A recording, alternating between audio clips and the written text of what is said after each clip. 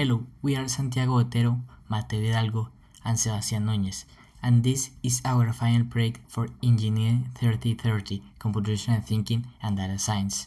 Our project, HVAC Energy Predictor, uses multilinear regression to predict the heating and cooling loads of residential buildings based on architectural features such as surface area, glazing area, and building height.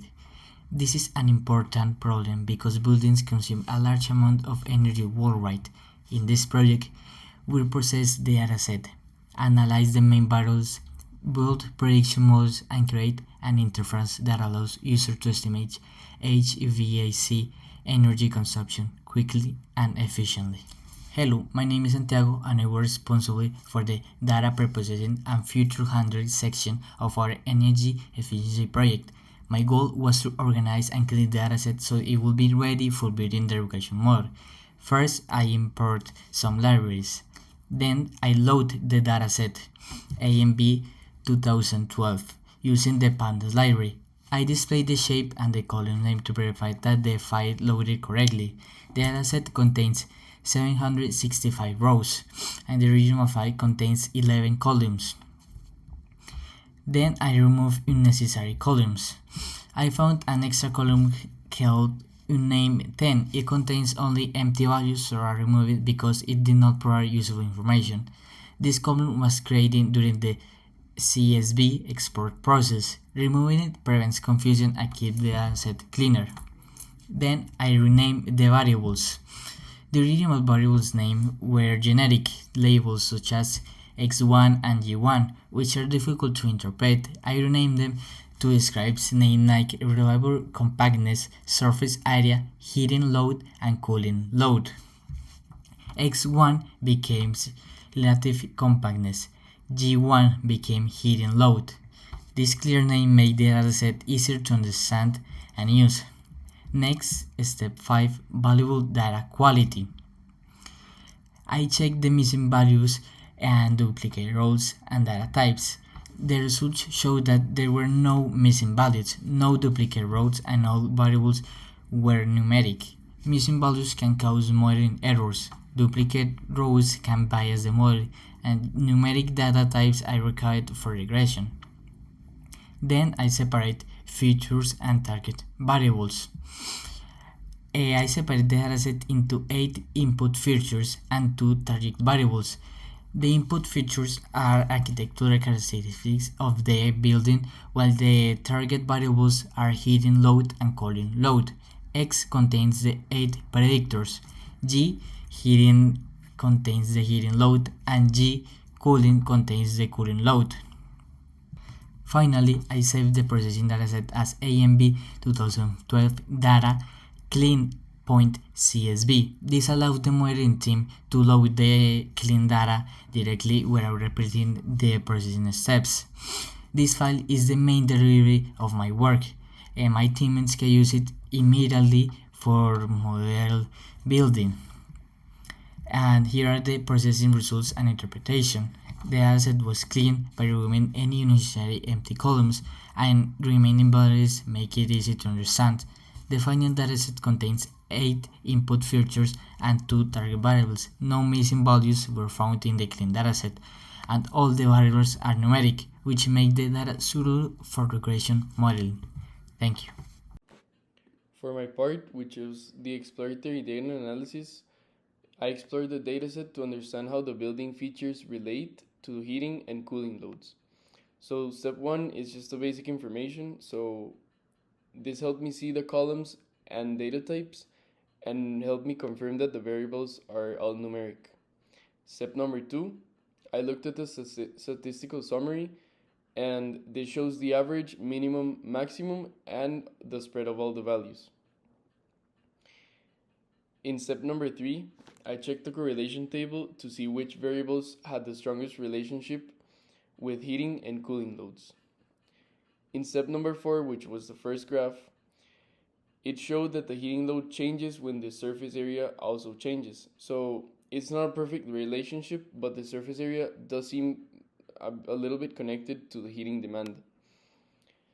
In step number 5, which is the second graph, This second graph shows us that taller buildings have higher heating loads. So the height looks like is an important feature that depends on the heating loads. In step number 6, which is the glazing area versus cooling load graph, the graph shows that glazing area affects the cooling load, and that obviously makes sense because windows can change how much the heat enters to the building. So that can it's like a dependent variable, to give it a name. And then the step 7, which is the actual heating load versus the actual cooling load, it shows, as you can see, a strong positive relationship because the buildings with higher heating load usually have higher cooling load as well. So I think those graphs show it very clearly. And finally, the EDA conclusion. Overall, the exploratory data analysis helped us see that the features like height, surface area, and glazing area are useful for predicting the HVAC energy needs, especially in the building. Then my partner Mateo will show the part 3. Thank you. Hello, my name is Mateo Hidalgo. I worked on the model building section of the project. For this part, the goal was to create predictive models that would estimate the heating load and the cooling load using the architectural features found in the energy efficiency dataset.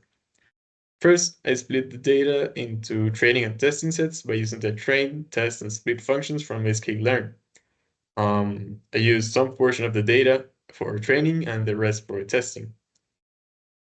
Next, I built 2 linear regression models, one for the cooling load and one for the heating load.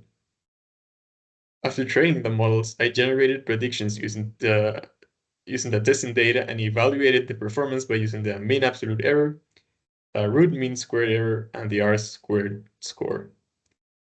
As you can see here are the results. For example, for the heating load model, it achieved an R-squared score of 0.991 approximately, and the cooling load achieved a 0.87, approximately.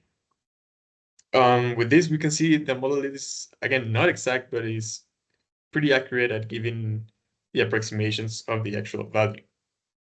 Again, to further prove this, I compared it to the actual values and compared it to the predicted values. As you can see, the results are quite good. For example, here, 33 and 34 for the heating load, and the actual one here was 14, here was also 14, the difference was only in the decimals. And then, of course, using graphs to demonstrate this, as you can see, the values tend to be pretty close together in this form. You can see, again, it proves it's not exact, but really good at estimating the values. This one was for the heating load, and then this is the graph for the cooling load. And then for the required combinations, we use the data given, and then here the model used it. We used it in the model to give the predictions. Here are the results we got. Finally, to building the input data interface, I used, of course, the input function so that the user could input any data he wants, and turn it into a float, of course. And so by testing this function, here, as you can see, if we run the cell, you can input all the data you want, and it would give a prediction. Of course, these values are really different from the ones in the dataset, but as you can see, with any values you input, you get a result. And then, for the conclusion, I want to talk about one challenge we had, which was that the other part made by, we worked separately, so some names of columns or some information overlapped, and it was disorganized. But once we got together, we solved that by organizing everything, like cleaning more the data we have so that everything was more organized and more easy to fix some errors we had. For project management, my responsibility was to complete the model building section, which includes training the models, evaluating the quality, generating the predictions, and creating the graph was included in that, and of course making the predictions for the required combinations. Overall, the linear regression models performed very well and successfully estimated an approximate energy load while staying consistent with the methods we learned in the course.